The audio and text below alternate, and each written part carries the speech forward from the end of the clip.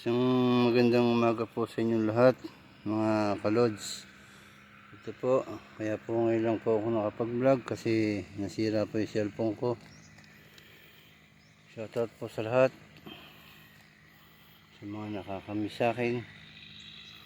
Nandito po ako sa gulayan, ayan po. May kiba po kami. Ito po yung hanap buhay ko sa gulay. Ayan po yung mga kasamahan ko andun. Yung napakagandang araw po sa inyong lahat. Araw po ngayon ng Huwebes, January 23. Ayan po yung isa kong kasama. At andun po yung dalawa. Mando, kawin naman dyan oh. Ayan po. Ayan po yung mga gulay. Ayan po yung mga kalamansian.